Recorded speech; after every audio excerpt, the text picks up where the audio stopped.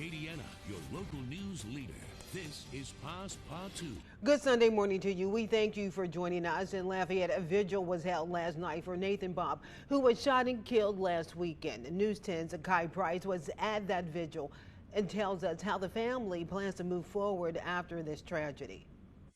Family and friends of Nathan Bobb gathered here today to celebrate his life, a life that was taken too soon. Father God, only you can fix this. I can't fix it, but I am the messenger. Come and relay the message to these people to let them know time is winding down. It's time for them to come on in the name of Jesus. According to Nathan's family, he was outside helping his daughter ride a hoverboard when he was shot and killed in front of his older daughter last Sunday. His family now wants justice to whoever committed this crime. Dana Glover, Nathan's cousin, says losing a family member is difficult and says people should think before pulling the trigger. Pulling a gun and not thinking about the consequences when that gun is shot, losing a loved one is a hard thing. The consequences are devastating for both families. Allison Dennis, another cousin of Nathan, says it is important to always love your family while they're alive. People are dying. I mean, the new norm is funerals like a what? It's just like a family reunion. It's time for people to come in and to love on their people while they're still living. Because when they're dead and gone, it's nothing but to mourn their memory and mourn their loss.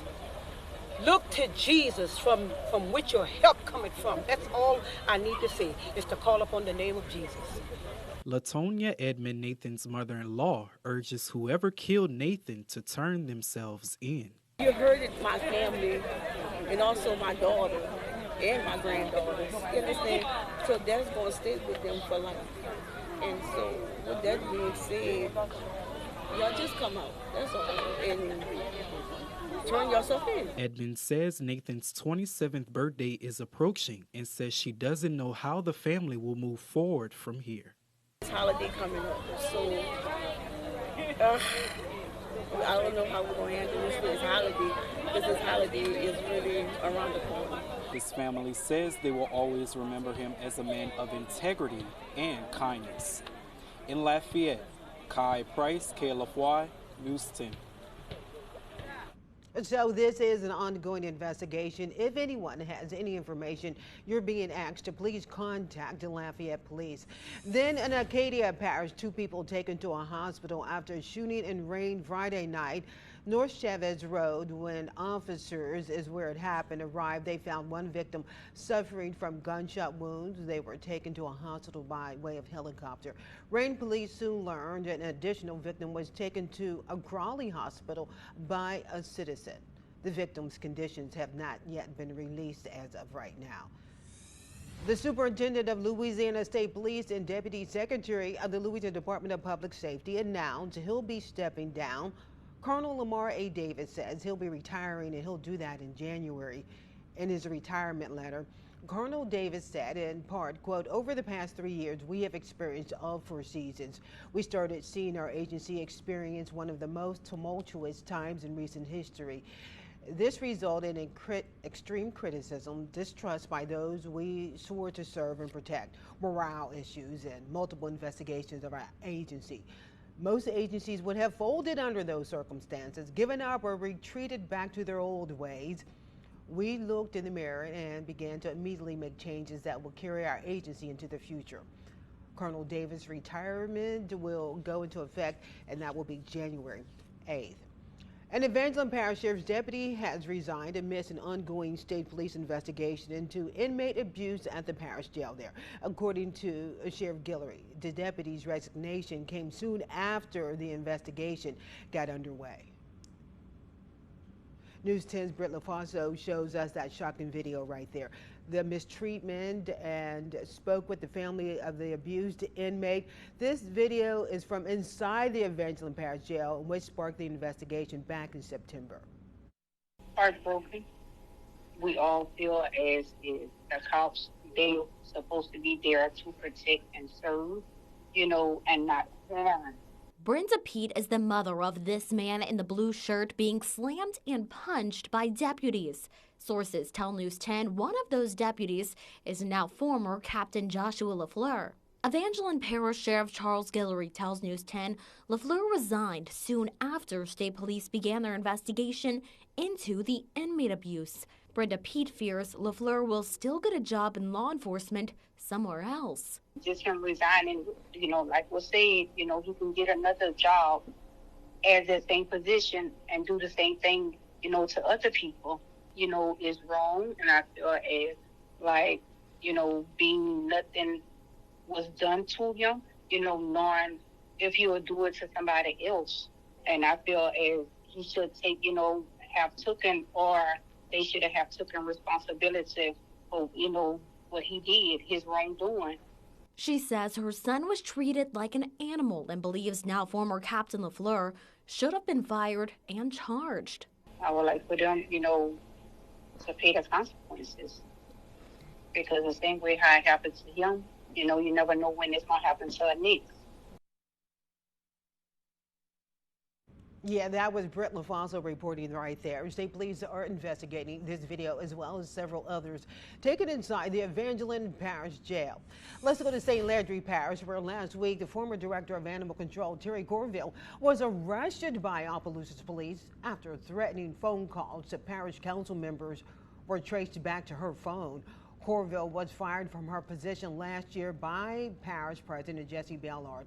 Corville pushed for an investigation to the parish president's procedures to address the wrongful terminations, we're told.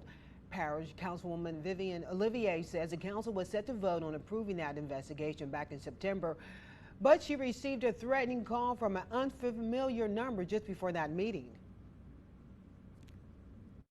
I was having a meeting with Mr. Ballard yesterday. I did talk to the policeman, and he said, but by the time we got through with the meeting, she had bonded out. And so we've had some pretty good meetings. Yes. And Olivier is hoping Corville's arrest will lead to the end of the threats and conflict. Armand Mondo Duplantis is a Lafayette native who is known around the world as one of, if not the greatest pole vaulter ever. News 10's Dawson DeBico spoke with a local filmmaker, Brendan Robideau, who recently finished a documentary on Mondo's rise to the top. Mondo was kind of that anomaly, this interesting kid who was really good at pole vaulting, and not many people here knew about pole vaulting in general, which kind of immediately was intriguing to me from the perspective of the documentaries that I like are about people that are really good at something, are really passionate about something that not many people know about. Brendan Robideau found out about Mondo Duplantis after he became a Louisiana pole vaulting legend. Seeing something exceptional in him and an idea in mind, he knew he had something special. I mean, it didn't even make sense. I didn't really know what I was signing up for either, Robideau reached out to the then 17-year-old to see if he would be interested in his idea. I texted Mondo, 17-year-olds, they don't like to talk on the phone. So I texted him this novella, and he said, I mean, sure, I guess. I think that was his exact response was, I mean, sure. 7 years later, and multiple world records broken, Robideau finally finished the documentary, Born to Fly. This one was one of those, luck definitely played a factor, and it was a risk, betting on a kid and spending a lot of my life savings following this kid around, hoping he would one day do it. But, I'm happy that I prepared myself, that when the opportunity came, I took it. Wow, a screening will be on November 18th for the Southern Screen Film Festival here in downtown Lafayette. It will be held at the Acadiana Center for the Arts Theater at 6:45 p.m. In Opelousas, city officials looked to prepare the city for the future as a new property tax proposal opens the door for revitalization. News 10's Zhang Hogue shares how significant this tax can be to the evolution of that city. Here in Opelousas, a new property tax being proposed in November's election is actually the focal point of the Revive Opelousas initiative, which will address issues the city has been facing for decades. We want businesses and the people of Opelousas to understand that our tomorrow, the sun can shine brighter when we all invest into it. And this millage is going to help us to do this, going to allow us to do this. Mayor Julius Alcindor says these millages or property taxes will be put in place with specific purposes, including improving city infrastructure, flood prevention, and water line maintenance. Also dedicating more resources and higher wages to the police and fire departments, as well as the marshal's office. Being able to retain our firemen, retain our policemen, be able to hopefully match the going rate to be able to recruit and sustain for longevity in police, fire, marshal's office. Alcindor says it's been over 50 years since Opelousas had millages like these in place, and reintroducing them can bring benefits already seen in neighboring communities. We know we have some problems here, and this funding mechanism that we're going to be voting on the 18th will allow us to revive. You look at this Opelousas as an investment, not so much for today, but for tomorrow. And that's where we're headed with this Revive Opelousas millage. Alcindor says he hopes residents will find the benefit that this tax can have on the city and will let their voices be heard at the polls on November 18th. Here in Opelousas, I'm Zane Hogue for KLFY News 10. Thank you for that, Zane. Voters, you can now begin to cast your ballot early ahead of Election Day. Early voting, that started on Friday, and it'll run through November 11th. That excludes Sunday and Veterans Day. Meanwhile, the deadline to request an absentee ballot is November 14th by 4:30 p.m., and it must be turned in by November 17th at 4:30 p.m. Election Day is, again, that's November 18th. All right, Trevor Sonier over in the weather forecast, and like you said, it's a little chilly out there today, but we can expect a warm up.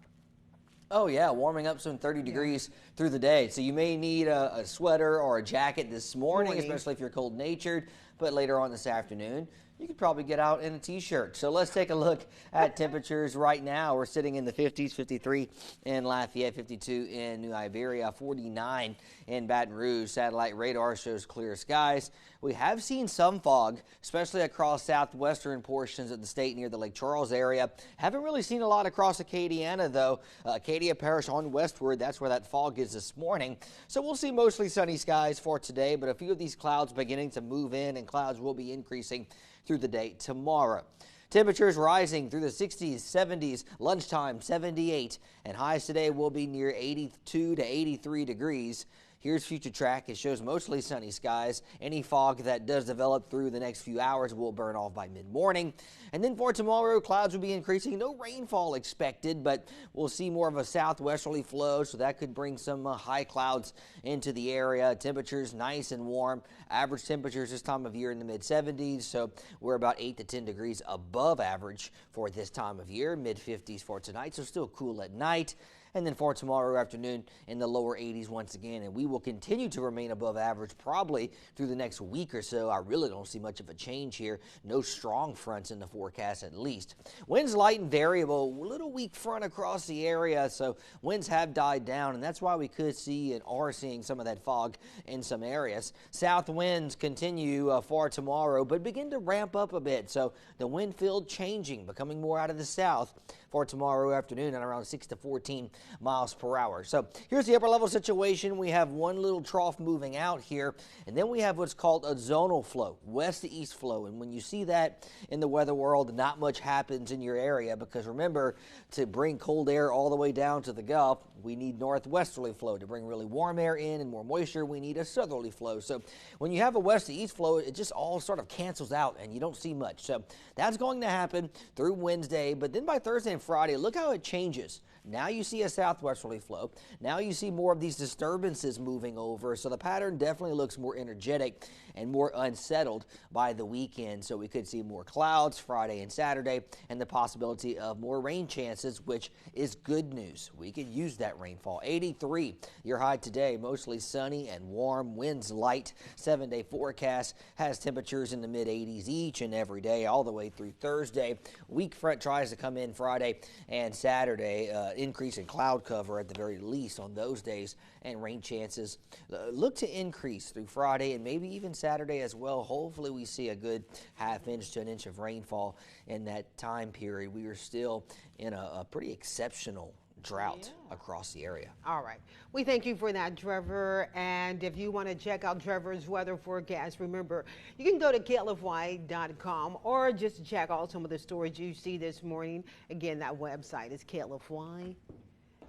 Plus, remember that we here at KLFY are honoring remarkable women across Acadiana. Now is your chance to nominate someone. We want to celebrate women that inspire, lead, and forge the way for other women. Oh, yes. We love that, don't we, Trevor? To nominate a woman, go to KLFY.com. Nominations will be taken until November 30th. So, Acadiana, I want to say good morning to you again. Up next, new